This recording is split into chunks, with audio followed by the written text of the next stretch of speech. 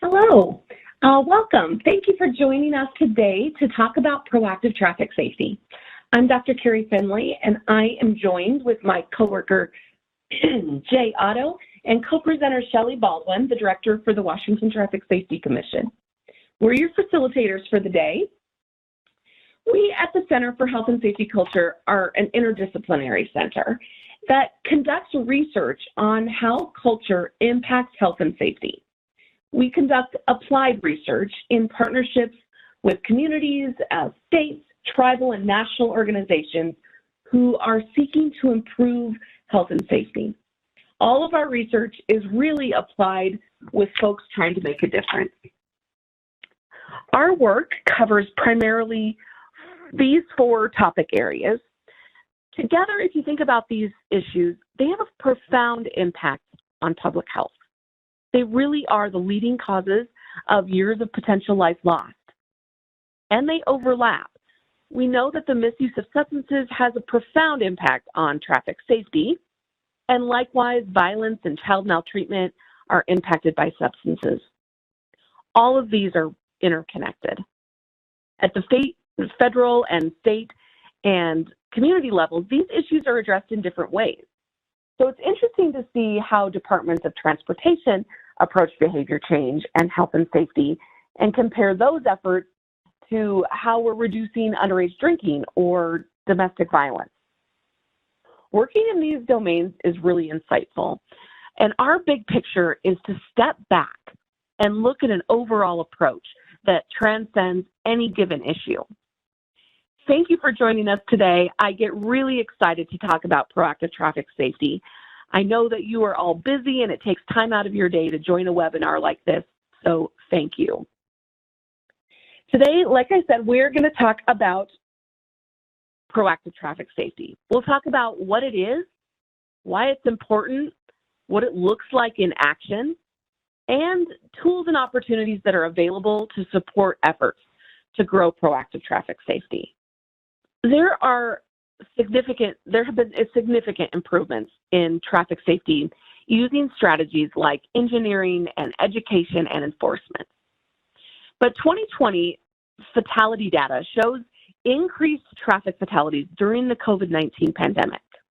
Risky driving behaviors, including not wearing a seatbelt, speeding, and driving after drinking, were identified as some of those contributing factors. In 2020, 38,680 people died in motor vehicle crashes in the United States. The people who lost their lives really represent someone's parent, their sibling, their coworker or spouse, their friend or their child. The loss of even one person on our roadways is unacceptable. The only acceptable traffic safety goal is to reduce fatalities and serious injuries to zero. Our shared vision of zero deaths on our nation's roadways has not been fully realized, and there's more work that we can do to improve traffic safety. We know in traffic safety, safety on our nation's roadways is an extremely important focus. We know that a significant contributing factor to motor vehicle crashes is driver behavior. To improve traffic safety, we must focus on strategies that influence risky driver behaviors. Risky driver behaviors include deliberate behaviors. Deliberate behaviors are really behaviors that we choose to commit, like speeding or texting while driving or not wearing a seatbelt. These deliberate behaviors are risky and they can be changed. Motor vehicle crashes and serious injuries are preventable, and our efforts must focus on changing behavior. Specifically, we want to focus on creating conditions that increase safer, deliberate behaviors. Our team at the center was confronted with this challenge of looking at impaired driving. We started with the data really to understand what was happening with impaired driving. There's been a lot of work on the issue of drunk driving, and we've made a lot of progress at reducing the number of drivers who really have any amount of alcohol and drive. This is an interesting public health challenge because there's a really small percentage of people who are engaging in this very risky behavior. And from a cultural standpoint, we've come to a place where, as a culture, we believe that drinking and driving is wrong. But from a public health standpoint, there are still way too many people who drive impaired. There's a small percentage, but still a lot of incidents. This small percentage with a huge number of episodes. This slide shows that in 2014, there were 111 million self-reported alcohol-impaired driving episodes. And from a cultural standpoint, it makes me think that, that we have maybe reached our limit of what we can say about drinking and driving. And really, what's that next behavior that we can engage people in to address this issue? What can we do to move the needle on this issue? What we know from the research is that there is a very small group of people who are driving with blood alcohol content over the 0.08 legal limit. There's a very small group causing a significant risk, and there's a large majority of people who are safe road users who aren't engaging in this risky behavior. So we began to think about what it would be like to focus on the group of people who are engaging in safe road user behaviors, to not focus on that small group engaging in risky behaviors. The significant majority are available to us as allies. And this shift in thinking led us to explore the concept of proactive traffic safety. Now, the good news is that when we look at a variety of issues in traffic safety, not just impaired driving, the majority of road users are already engaging in safe behaviors. So we know that most people, 90%, wear a seatbelt. We know that most people don't drive within 2 hours of drinking alcohol or using cannabis. And most people do not speed in excess of 10 miles over the posted speed. A positive traffic safety culture already exists. Yet, not wearing a seatbelt, impaired driving, and speeding are leading risky behaviors that are associated with fatal and serious injury crashes, even though it's a small portion of the population that engages in these behaviors. The question that we must ask is, how do we leverage that large group of people already engaging in safe road user behaviors to influence that smaller group engaging in risky road user behaviors? One way to leverage that positive road safety culture that already exists to impact that small group engaging in risky behaviors is to grow proactive traffic safety. So let's dive in to what proactive traffic safety is. The roadway transportation system is a shared community that consists of various users, drivers, passengers, cyclists, pedestrians, and others. And this system is designed and maintained and managed by various stakeholders, including departments of transportation, transportation engineers, maintenance districts, elected officials, policymakers, law enforcement, traffic safety leaders, Towards Zero Death coordinators, and others. Each of us is a member of the roadway transportation community because we depend on this shared system to connect us with people, places, goods, and services. For this system to meet everyone's needs and to be sustained, we have an obligation to one another. To meet everyone's needs and to be sustained, we have an obligation to act in ways that support the system. Now, at a basic level, individuals can meet that obligation by complying with existing laws and regulations. However, mere compliance with existing laws and regulations really fails to address the situations that occur that are potentially unsafe and are not, but that they're not explicitly unlawful. Compliance means that we accept the status quo, that over 30,000 people are killed every year on our roadways because of the consequences of our current system or our current laws. Now, compliance is important, absolutely, but there's more. We want to think about ways we can move beyond compliance with the existing laws and regulations. To achieve higher levels of safety, we want to move individuals beyond compliance to commitment, a commitment to safety for themselves and for others. A commitment to safety means committing to avoiding risks, as well as committing to taking actions to keep safe. Committing to avoiding risk might look like, choosing to not engage in a potentially risky behavior. Maybe it's choosing not to talk on the cell phone, even hands-free, even though such a behavior is not explicitly in violation of a current law, for example. Furthermore, committing to taking actions to keep safe might include advocating for laws or policies that promote safety, or engaging with others to make the transportation system safer. This commitment to safety can be demonstrated by engaging in proactive traffic safety. Proactive traffic safety is those proactive behaviors demonstrating commitment to a safe roadway transportation system. These proactive safety behaviors demonstrate a commitment to safety that move beyond oneself, and to include things like safety for others and safety for oneself in the broader transportation system.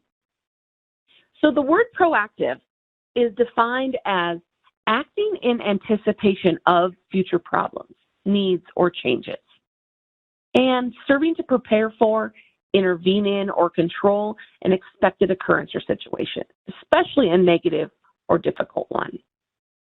Proactive traffic safety includes behaviors that will result in the transportation system being safe. Being proactive means going beyond compliance with laws or regulations to act in anticipation of potential risks. So in other words, these behaviors extend beyond oneself and one's own safety to include the safety of others. When one is committed to safety, a person acts in ways that both increase their own safety and increase the safety of others. So there are many different examples of proactive traffic safety behaviors that result in the transportation system being safe. For example, supporting existing traffic safety efforts, staying informed of safety-related issues, planning a safe way to get home before drinking alcohol, or speaking up about other people's unsafe behaviors like someone not wearing a seatbelt or someone driving distracted. These proactive behaviors both increase one's own safety and the safety of others. Other examples might be things like establishing family rules, like we always wear a seatbelt, or we never text while we're driving, or we never ride with someone who's been drinking alcohol. And establishing workplace policies like always wearing a seatbelt in a company vehicle. These examples go beyond mere compliance with existing laws and regulations and demonstrate a commitment to a safer transportation system. This concept of proactive safety behaviors comes from a strong theoretical foundation that originated in workplaces and organizations. Workplaces and organizations, especially high-risk industries, recognized that safety is a major concern in workplace settings. When accidents and injuries occur, there are large costs to both individuals and to companies.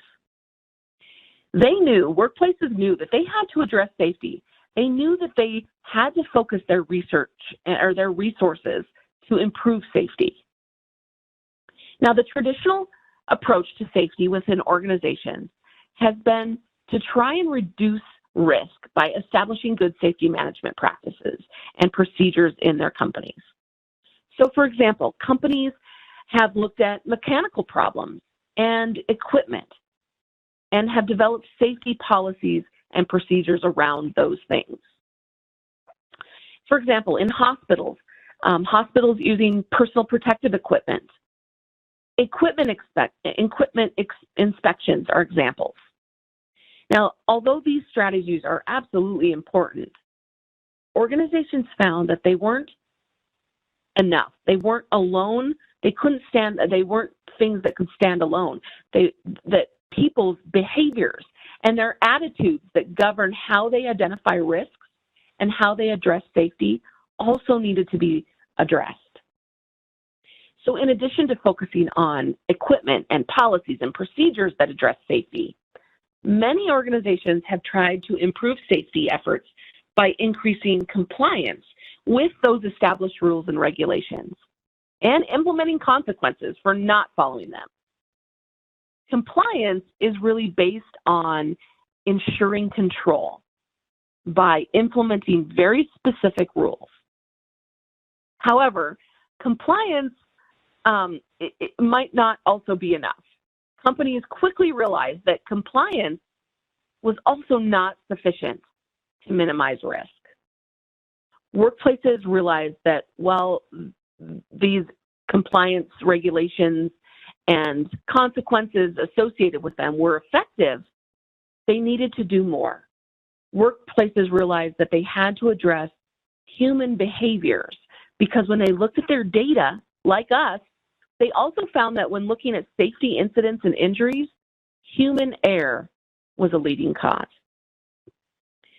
While increasing pressure to establish safe working environments in organizations and companies were in search of something new.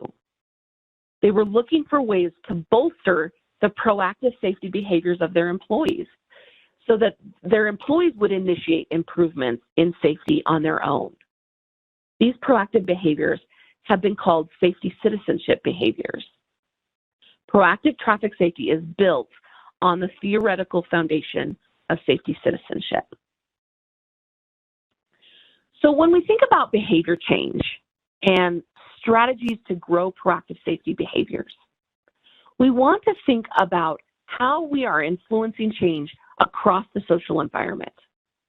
What are we doing at the individual level, in families, in workplaces, and at the community level?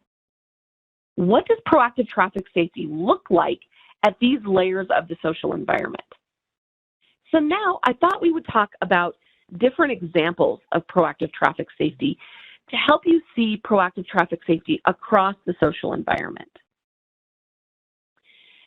An example of proactive traffic safety at the individual level of the social environment is bystander engagement.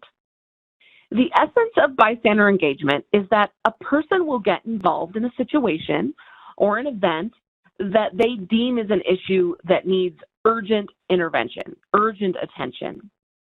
In the moment, you find yourself in a situation that needs urgent attention, and as a bystander, you decide to act. There's an immediacy element to bystander engagement. You're in the right place at the right time to intervene. And while bystander engagement is an example of one form of proactive traffic safety that can grow proactive traffic safety behaviors, there are more than that. They also include proactive safety behaviors that don't require urgent intervention. Proactive traffic safety behaviors, like I had said previously, extend beyond one's own self and one's own safety to support the safety of others. And as you know, bystander engagement has started to take hold in traffic safety, especially around driving after drinking. At the family level, we can engage families to have conversations and engage each other to increase proactive safety behaviors. Seatbelts is a good example. Using a traditional approach for seatbelts, our goal would be to get individuals to wear a seatbelt. And toward that goal, we've done a lot of things around seatbelt use. We've done ads about seatbelt use in an attempt to educate. We have laws that require us to wear seatbelts. And we have law enforcement enforcing those laws in an effort to get individuals to wear a seatbelt. And these strategies oftentimes focus on compliance. So when you think about this issue through a proactive traffic safety lens, now the issue is, how do I get a person to get someone else to wear a seatbelt? How do I leverage that large group of people who are already wearing a seatbelt to influence the small group engaging in risky behaviors? We can think about it like this. How do I get my spouse to wear a seatbelt? How do I get my child to wear a seatbelt or my parents to wear a seatbelt? That shift is clearly different. For seatbelts, we know that most people wear seatbelts. We also have an idea that those who don't wear seatbelts may not do it on their own. If we're going to reach that difficult to reach group, we need to think about doing it in a different way. That is what proactive traffic safety is all about. Thinking about moving it beyond that individual to support the safety of others. I'm going to show you a commercial that illustrates shifting the frame about wearing seatbelts. It's the Embrace Life commercial.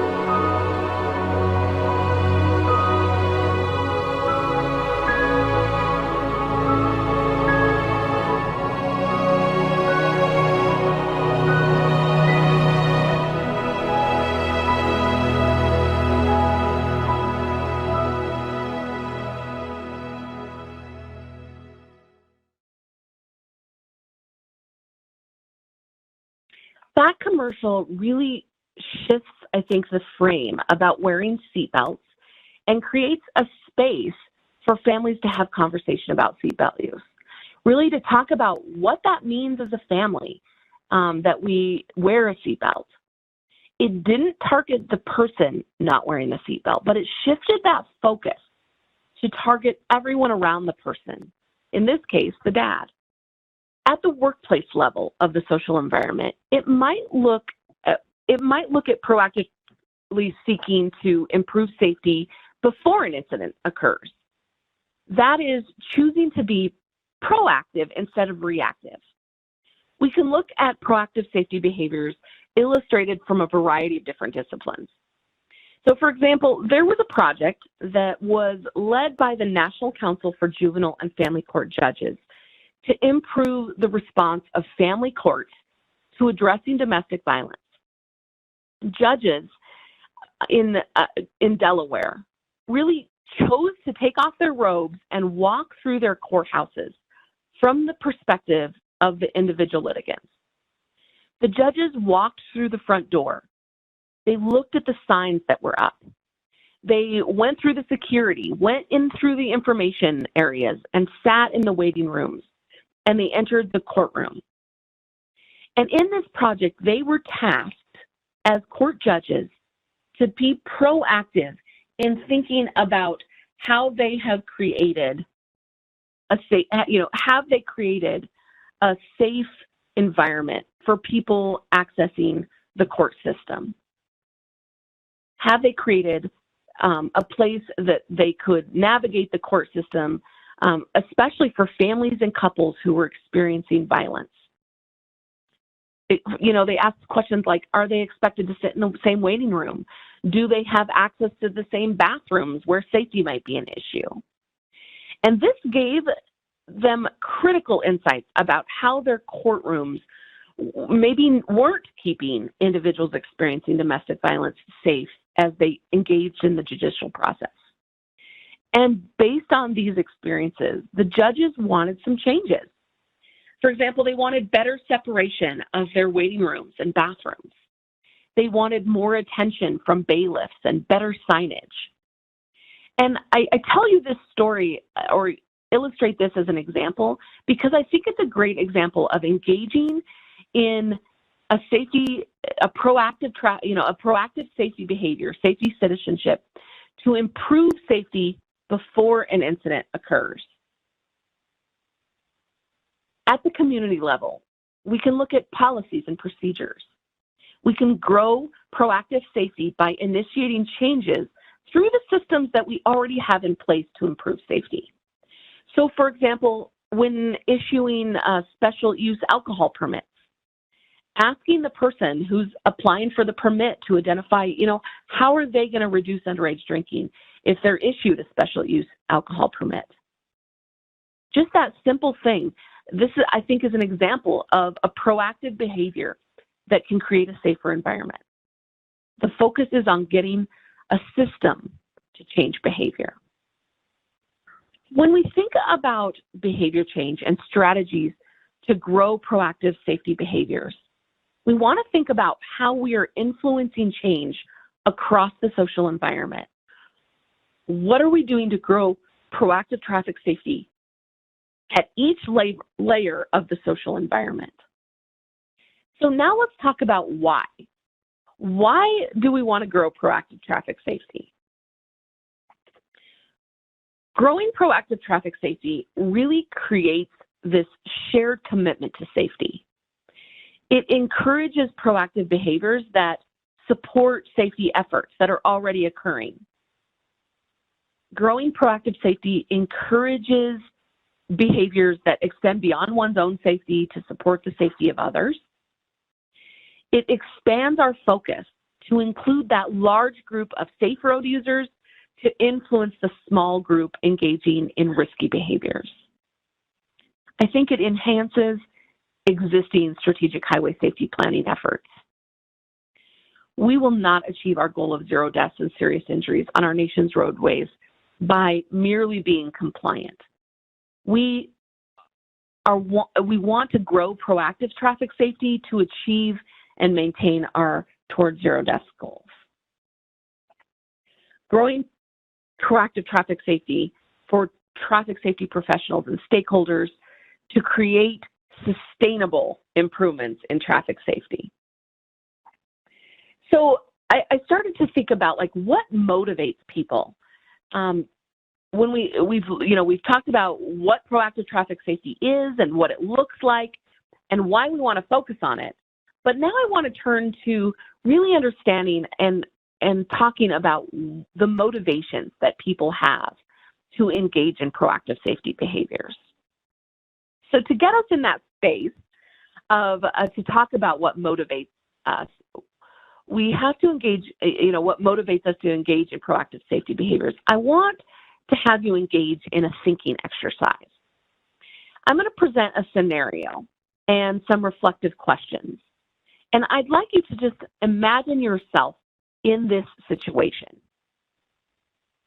So imagine you're having dinner with a friend, and during dinner, you both have a glass of wine. However, your friend decides to have 2 or 3 additional cocktails. Your friend seems intoxicated and is having trouble signing the check. You both get up to leave the restaurant, and your friend has trouble finding her keys. You ask your friend if she's driving home, and she says yes. Think about this. What do you do in that situation? Do you feel comfortable intervening? This is a friend. Would you feel different intervening if she was a family member? How about if she was a coworker? Have you ever been in a similar situation where you did not intervene? And thinking about why that was. In our research on various proactive safety behaviors, we generally find that people's willingness to engage is very high, but their reported behaviors of engaging is not nearly as high. We have learned that there are opportunities to bolster proactive safety behaviors. At the individual level, people are motivated to engage in proactive safety behaviors because they themselves want to be safe and feel safe. This really is motivated by self-interest, and an individual's motivation, it fits well if you think about Maslow's hierarchy of needs, where security and safety is a basic human instinct, and protecting oneself from danger or risks is a really important driver for human behavior. Other research supports that people are motivated to engage in pro-social behaviors even when there's no benefit to themselves. So, for example, there has also been some interesting work done by a researcher named Adam Grant on the motivations people have around engaging in safety. And he concluded that people's motivations can also be for the good of others, that engaging in safety behaviors isn't necessarily all about me, but also people do it for the safety of others. So in one study, Grant and his colleagues illustrated this motivation in a study of healthcare workers and looking at what motivated healthcare worker hand hygiene. What motivated hand hygiene among them? What they did is that they set up signs at some hand washing stations throughout these healthcare facilities about hand hygiene, and some of the signs emphasized personal safety. So they said things like, hand hygiene prevents you from catching diseases. And then on other hand washing stations, they put up signs that emphasize the patient's safety. So they said things like, hand hygiene prevents patients from catching diseases. So they just changed that one word, you and patients. And then they wanted to measure the amount of soap and hand sanitizing gel used from dispensers where these signs were located. And they also did some covert operations as well, looking at and watching. And the results showed from this study that changing that single word in the message motivated some really meaningful changes in behavior. The hand hygiene of healthcare professionals increased significantly when they were reminded of the implications for their patients, but not necessarily when they were reminded of the implications for themselves. This is just one example, but there are others that illustrate that our individual motivation for engaging in proactive safety behaviors are not purely done to protect our own interests and our own safety, but it's also possible that we engage in these proactive behaviors because we're motivated to do good things for others. Perceived norms are the social pressure that people feel to engage or not engage in certain behaviors. If I perceive everyone around me is engaging in these behaviors, I might feel a sense of social pressure to do it too. A sense of social or peer pressure to engage in that behavior. And we know from research that we've done on a number of proactive safety behaviors that perceived norms influence behaviors. Another factor that influences or can motivate proactive safety behaviors is our perception of how capable we are to engage in a behavior. So do I know how to do that behavior? Do I know what to say? We also know from our researchers that people's sense of comfort and confidence to engage in a behavior matters. So for example, in a study, we looked at 2 proactive traffic safety behaviors. We looked at asking someone to wear a seatbelt and asking someone to refrain from texting on a cell phone while driving. And in this study, we found that people's comfort and confidence were important predictors of whether or not they would intervene and engage in these proactive safety behaviors. We found that even if people have a positive attitude about a behavior, that they believe they should engage in a behavior, and they believe that most people, most other people engage in a behavior, they might not feel comfortable and confident to complete that behavior themselves. If a person is comfortable intervening and feels confident to intervene, they're more likely to intervene. People need guidance on how to do it successfully to bolster that comfort and confidence. We learned from this research that when we think about creating interventions to increase intervening behaviors, to increase some of those proactive traffic safety behaviors, we need to incorporate ways to bolster people's comfort and confidence. We know that proactive traffic safety behaviors are either encouraged or discouraged by the culture. So essentially, the environment that values safety and incorporates these values into their daily work or their daily business, they're more likely to encourage people to take more initiative in improving safety. We want to build a culture in our communities where people know how to intervene, they have permission to intervene, and they feel comfortable and confident to do it. When you bring these together, we have a shared culture. And when we think about culture, we can think about the kinds of beliefs that influence behavior. I'm going to show you another video, and I think this video is a good example of a culture that encourages and fosters proactive behaviors. First piece of feet.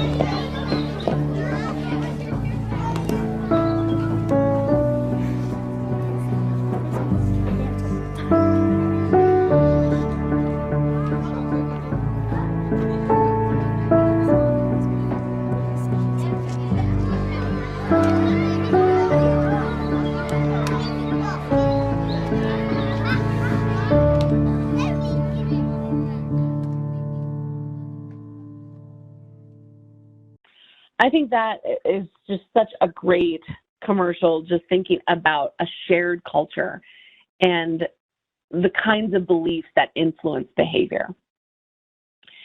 I have some examples to show you about, what proactive traffic safety looks like in action. And the first project that I want to talk about is the Courageous Voices project.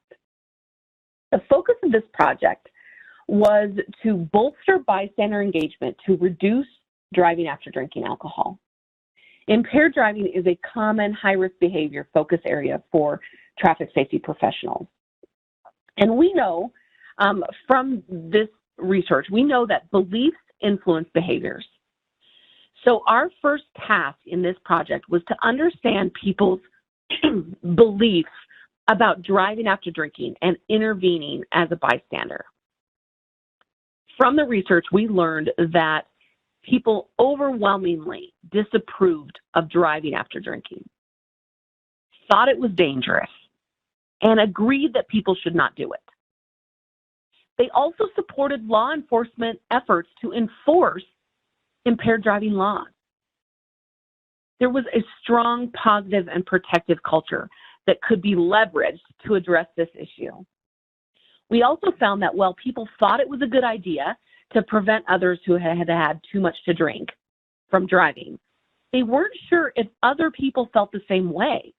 And many said that they weren't comfortable or confident in actually doing it. Based on this information, we focused on growing 3 core beliefs: that most adults do not drink and drive, that most adults support strong enforcement of DUI laws, and most adults would try to prevent someone from drinking and driving.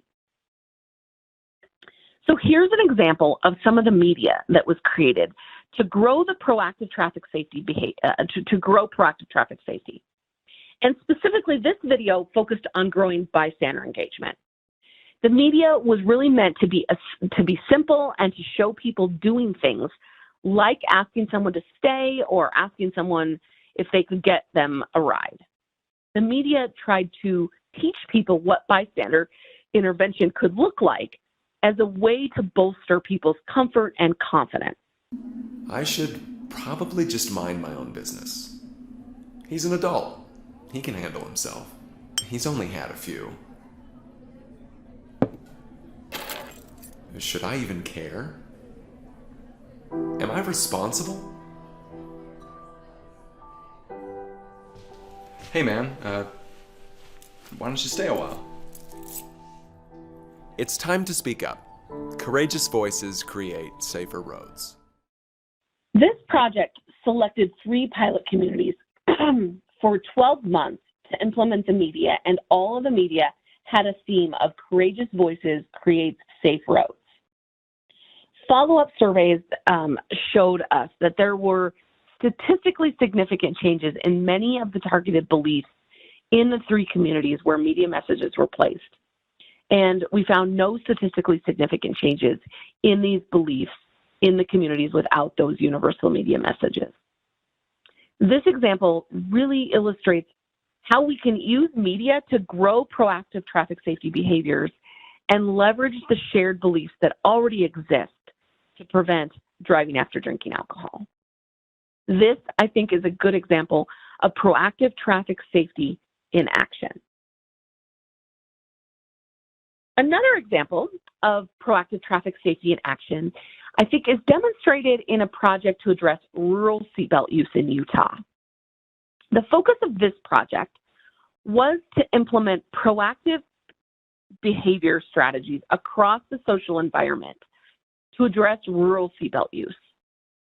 So after we conducted a survey to understand seatbelt use in rural Utah, bystander engagement, and the values, beliefs, and norms about seatbelt use, we used the information that we learned to identify proactive traffic safety behaviors across the social environment for families and school leaders, key leaders, workplaces, and law enforcement officers.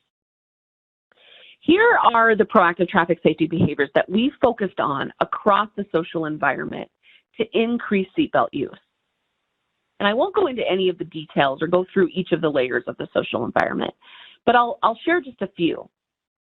So we created toolkits for each layer of the social environment so that traffic safety professionals and stakeholders could focus on strategies to influence each layer of the environment and increase seatbelt use.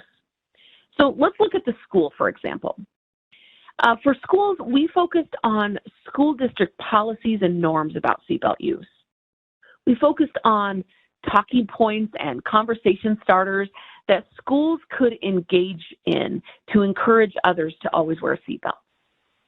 At the workplace level, we focused on helping workplaces to clarify their norms about seatbelt use and to establish policies about seatbelt use, to implement driver agreements about seatbelt use in company vehicles. And as you can see, we focused on different ways to grow proactive traffic safety behaviors around seatbelt use at each of the layers of the social environment. There have been significant improvements in Utah's rural seatbelt use since implementing the Together for Life project. And I wanted to provide this as an example to just get you thinking about how you can engage people in your efforts across the social environment. So now we're going to go into a breakout session. And while we're in the breakout session, I'd like you to talk about these questions. How can you expand your efforts on your topic areas to include proactive traffic safety? What specific proactive traffic safety behaviors could be promoted among families and schools, workplaces, local governments to increase protective and safe behaviors in your topic area? So we're going to spend about 10 minutes in this breakout session. Welcome back from the breakout session. I know it's always a short amount of time to really start to dive into questions like, what could this look like in expanding our efforts to include proactive traffic safety? So thanks for your willingness to do that, even though it's a short amount of time. Hopefully it just starts to get your wheels turning and thinking about what could this look like in the areas that I'm working in specifically. So Now I want to shift our focus to what opportunities exist right now to support proactive traffic safety efforts. Growing proactive traffic safety is an opportunity that I think we have to create lasting and sustainable changes and improvements in our traffic safety, the behaviors that we're working on. It's really an approach that leverages what's already working well, the existing positive culture, and once established, it's likely to be sustained. So we have created a variety of different tools that I think can support your efforts to think about how you can use, how you can leverage proactive traffic safety in the work that you're doing. So the first thing, and in your handout, I have done active links to the various different tools. So in the handout, you should be able to click on those links and it will take you to the tool specifically. So for later, when you're looking more into this and you'd like to look through those tools, those will be there as a resource for you. So the first tool I wanted to talk about is this Proactive Traffic Safety Primer. And this primer is found on the Montana Department of Transportation's website. It's a resource that really, I think, gives the foundation for proactive traffic safety. It really does talk through, what it is, where it originated, what it looks like in action. And I think this is a great resource just to get you started on thinking about proactive traffic safety. We've also created a proactive traffic safety PowerPoint presentation that you can use to introduce proactive traffic safety to others. I know many of you are in a situation where you're bringing ideas like this back to your colleagues. And so we created this PowerPoint presentation so that you can adapt it to your setting, and it can really support your efforts to talk about proactive traffic safety and to start those conversations about what it could look like in your particular setting. So the slides are there and they're ready for you to use to support that effort. We've also created a conversation guide. This conversation guide, I think, is really a way to support you in having individual conversations or really small group conversations about proactive traffic safety, whereas I think the PowerPoint is more appropriate for a larger setting. The conversation guide is really more localized and can provide you with that small group dialogue starters to engage others about proactive traffic safety. We've also created a proactive traffic safety poster and this has been developed that you can use at conferences or meetings or things like that to support that effort. We also have a lot of different webinars. We've archived webinar. Oh, there's another example. We've actually done the poster in two different formats, one with a lot of graphics behind it and then one more simply. We have proactive traffic safety webinars that you can watch and can help you to just think through the ideas. We've also written some articles and done a final report that provides, I think, some foundation for proactive traffic safety. And there's a book chapter that we've written. Oh, sorry, I'm getting feedback. I'm not sure. Oh, good, yep. So we've also there's a chapter on proactive traffic safety in the Traffic Safety Culture book that's out there as well. So I just wanted to present these resources to you as you're starting to think about proactive traffic safety in your own work. I think these can be helpful to you as you get started down that road. So now I'm going to turn it over to Shelley Baldwin, the Director of the Washington Traffic Safety Commission, to really think and talk through Washington's approach to proactive traffic safety. So Shelley, I'll turn it over to you. Thank you, Carrie. Are you going to be able to advance the slides? I can, yes. Or am I? I can, if you just tell me when to do it, I'll do it, yep. Let's go ahead and jump to the next one. All right, so I'm so glad that I'm following Carrie because she's done such a great job of introducing the proactive traffic safety approach and all of the things. And as we looked at it in Washington, we wanted some local Washington data, and we wanted to know where we were kind of, what behaviors are ripe for growing, and where do we have the majority of people doing it right, and we can tap into those people and have them help us. So in Washington, observational seatbelt surveys show 93% of us are wearing our seatbelts, better than the national average. 91% of people are keeping their focus on the road. And then with some self-report survey, statewide surveys, we've discovered 78% of people report they don't drive after drinking, and 85% don't drive after using cannabis. So we can see that we have some really good, strong, positive traffic safety behaviors already going on in Washington. That's a whole lot of allies we think we can help enroll in helping us reach those smaller percentage of people that are having trouble doing these behaviors correctly. So go ahead and next slide. And the best, most happy one for me, when we question people, we find that 74% of people already agree that the only acceptable number of deaths on our roadway is 0. So next slide. I think there was a question about intervening or, engaging bystander behavior.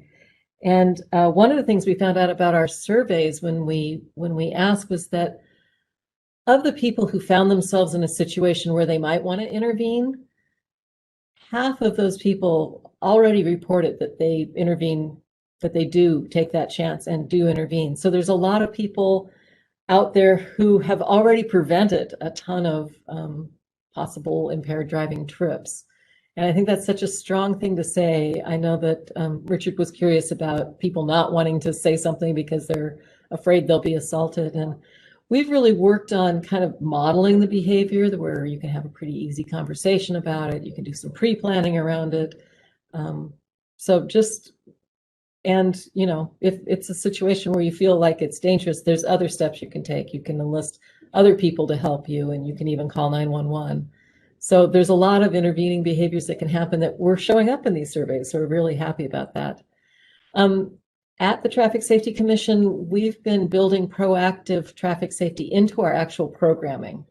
So this past year, all of our program managers took classes with Jay Otto and Katie Dively to help them understand the framework and proactive traffic safety. And we worked on crafting strategies that involved theories of change and logic models, which really help us think about how we're working, building evaluation into our programming.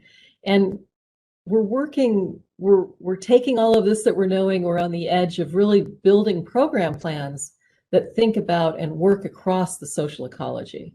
And that's something we haven't done before, but it's a really exciting way to start thinking about what can we be doing to help schools? What can we be doing in workplaces? What can we be doing around policy and law enforcement? And there's just a lot of partners for us to reach. So when we start thinking about these individual behaviors we want to grow, we're really starting to think now about who are the partners in the room that we can start tapping into to help them promote traffic safety as well. I don't know if you're familiar with portfolio mapping, but that's one of the places where we're mapping out our strategies to see who they're impacting and what social ecology level we're working in to help us understand that. So one thing that we've been working on in traffic safety policy realm is workplace policy. And we, of course, I think it's always good to start with your self-reflection. Where am I at in all of these things? And where's my workplace at in all of these things? So, for example, at the Washington Traffic Safety Commission, we've worked hard on our distracted driving policies for our employees. So one of the things we felt was really important for people to know is that nobody wants you to be working while you're driving. And that means even if I happen to make that phone call while you're on the road or your boss is making that phone call, we don't want you to pick it up. And we make that really clear so that nobody feels like, oh, I know I don't want to drive and be distracted, but it's my boss calling, so I better pick up. We also make it clear that it's not enough to just follow Washington's law, which is hands-free. We really want people to just not be diverting their attention from the road when they're driving. We want focused driving on our road with our folks. This summer, we noticed that, as everyone was working from home and we were a much more mobile workforce, that occasionally we might see someone joining our calls while they were driving. And so to discourage that, we quickly went out with a statement that's being put on all of our agendas when we're holding a meeting. And it says, Washington Traffic Safety Commission encourages everyone to keep their focus on the road while driving. Please don't join this meeting if you're behind the wheel unless you're parked in a safe location. So, it's just, that's a little bit of bystander intervention and pre-planning to help people know that what our expectations are. And we will say something to someone if we see that they're driving during the meeting and ask them to disconnect from the meeting and come back when they're safe. We also put that message out to partners, asking all of our partners to include these types of statements on their agendas as well. And I've sent it up to the governor's office to ask them to encourage more state agencies to recognize this need that we might have to multitask and try to nip it and make it clear that that's not what's expected. We're also developing workplace distracted driving toolkits. We're in the process of building out the website and looking for businesses that are willing to pilot this training with us, and we're excited to see where that goes. But these are some examples of how we're thinking across that social ecology with our programming. Go ahead. So when I was in my breakout, one of our other members was talking about not knowing how to measure the educational efforts that people were doing. He was talking about the 4 E's and not knowing, like with engineering, we know we can do this treatment and we have studies that'll show it will reduce crashes by X amount. So when I started in the Traffic Safety Commission under the communications piece, we did a lot of, well, that seems good. We'd go out to a contractor, tell them what we wanted, tell them what the issues were. They'd come back with something and we'd be like, oh, okay, that's fine. But as we've explored with this culture for the Center for Health and Safety Culture, what's really effective and what's grounded in research, we've pretty much tossed out that approach completely and moved towards something that we feel we can measure because there's this framework of science behind it. So as we've been working on communications, we've gotten to the point where we just recently launched our new initiative called Together We Get There. And it's really about balancing concern with hope. So we're not going to pretend that there aren't horrible consequences that are happening on our roadways that need to stop and that we're very concerned about them, but we're also balancing that message with hope. We think we can bring people around to help us do the right things, that we can make these changes, and here's how we can do it. We're tapping into that universal value that Carrie was talking about to begin with. And we're using data, which is such a joy to me to be able to have things that we can measure about our campaigns when we go out with them. And we're identifying those gaps. So one of those gaps might be, I intervene when I see someone about to drive impaired, but I don't think many people do. So as we can narrow that gap to help them understand that, most people are, and build more people doing it, more people will feel comfortable doing it. So one of the things I'm asking myself every time we go out with a new PSA is, who's my hero here? And I can look back at ads we've done in the past, and the hero might be the person who's not doing the behavior right. That's the person who's getting all the attention and moving through the ad, even if it's a negative hero. We're really asking ourselves, how are we demonstrating the behaviors that we want people to take up? How are we showing the proactive traffic safety activities that people can engage in and helping to grow that behavior so that we're doing it more? Go ahead. We call it the less scare, more care approach, and I have to give Doug Dahl credit for coming up with that phrase. Scare tactics can normalize risky behaviors. They can invoke those feelings of loneliness and despair and shame. So if we, are putting out a commercial where somebody who's an impaired driver ends up being the bad guy, or we make fun of them, and you're somebody who has a substance use disorder, you can end up feeling like there's no hope for you, there's no way to reach out. So we don't want to be moving that. We don't want to be admiring the problem. And we really have stopped using any images of death or destruction because people can be re-traumatized by that, and that's not something we want to take part in. So that's kind of our philosophy around it. Go ahead. As we were developing this approach, we used some focus group testing to find out how we were doing. And this slide and the next one are just make me so happy, because we asked people in the focus group to think about the historical traffic safety ads that they'd seen. And then we showed them this emotion wheel. It's a little bit hard to see, but it really uses these base emotions of anger and sadness and joy and love and fear and surprise. And we asked people, the behaviors roll out from there to be a little more specific. And what we came back with was this hot area of people replying to us in the realm of feeling insecure or anxious or nervous or dread or horror about the ads that they could remember. And we know that when people become afraid and when they're in fear, we elicit these fight or flight emotions coming at them. So that's not a great place to be learning or educating someone. Next slide. After we showed them our concepts, we gave them another feeling wheel, and we see that hot spot really rotated around to the areas of joy and surprise, hopeful, enthusiastic, optimistic, proud. And that is really the space we want to be working in when we're pulling into people's emotions. The examples that Carrie showed us do that really well. The Embrace Love commercial, it's really about giving people a good place to be learning about things instead of this fearful place. So if they work, I'm going to show you a couple of our PSAs that we've developed underneath this brand of Together We Get There. The first one is just a launch of this whole campaign thought. So hopefully this will work. Something amazing happens when you buckle a seatbelt. It's kind of magic when we put our phones out of reach, or give extra room for someone on their bike. That little act of stopping to let someone cross the street, it's a thing of beauty. Even getting a ride home after drinking is quite heroic, because it's all the little things that play a big role in keeping us safe.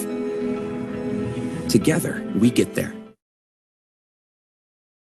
So this one was really about kind of setting the stage for the rest to come. We'll be looking at using each PSA under this brand to trigger a different type of behavior that we want to encourage in people. So the next one that we created was a distracted driving PSA. I think if we go to the next slide, did you already do that? No, next slide. You're there. Okay. So this one was focused on the one behavior of asking someone not to use their phone while driving.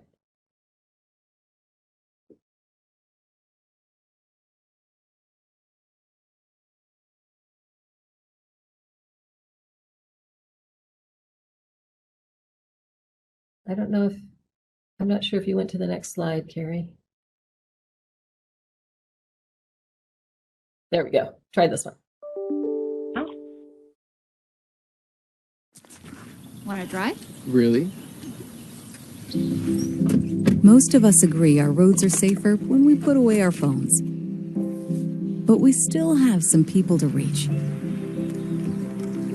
So spread the message. And set the example. Because that's how we make the road a safer place for you and your loved ones. Together, we get there. So those are just two examples of how we'll be managing our communications moving forward. We'll have things that we can actually ask. We're setting up statewide surveys so that we can track if we're changing beliefs or attitudes about this. And I'm super excited that we're there. Carrie, back to you. Thank you so much, Shelley.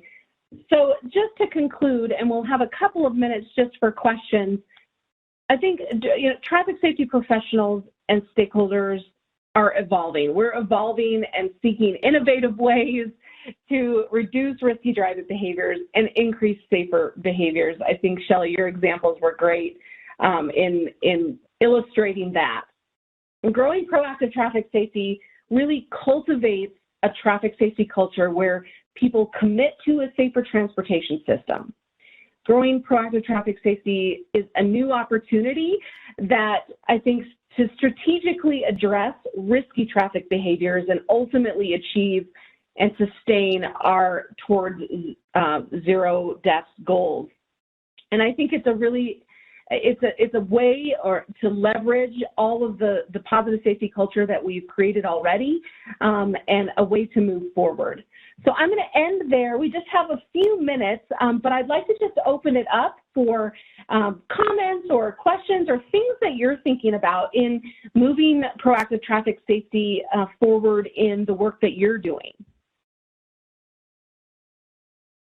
Hi, this is Richard, never at a loss for words, but waiting for some others to jump in. I've been working with Jay and the MSU crew for quite a number of years now, as well as the Washington Traffic Safety Commission. And I always try to come on these events and learn a little bit more. The challenge is always the resources. We had what I will call a circuit rider program that was covering Washington State, working with tribal governments, helping them assess their needs and how to approach traffic safety. And we went from that to having a number of programs that supported tribal traffic safety managers, similar to what the state does with regional traffic safety managers. And the successes are just phenomenal. But that's 2 tribes out of 29 in one state. And challenge is how do we expand this? I'm really impressed with the way this whole initiative, positive social networking has expanded, and what we've learned just in the last 6-7 years. I think there's a lot more to do, but we've got to figure out how we can get it out to more communities.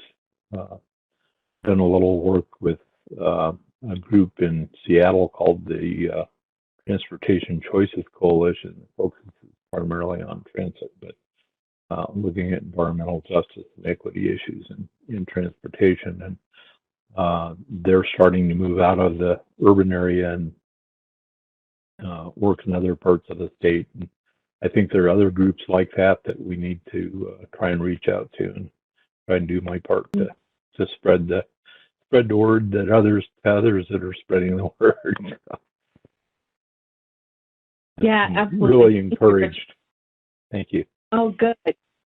Yeah, I think, it definitely takes that partnership and like getting it out there. And what does it look like? I think it's an approach that really augments and supports all of the other work that you're doing in safety and traffic safety. Yeah, thank you. Great. Anyone else before we end our day or end our time together? I have an admission to make. The session a couple of weeks ago, I was on my boat and had really good connectivity, and I moved up into the parking lot, and the Wi-Fi there was inadequate, and I missed most of the presentation. I apologize to Jay and everybody else involved in that, but I'm not on the boat today. So. Nice. Good. Well, thank you all so much for joining today. And I look forward to continuing these conversations on how do we grow proactive traffic safety in the work we're doing. So have a great afternoon.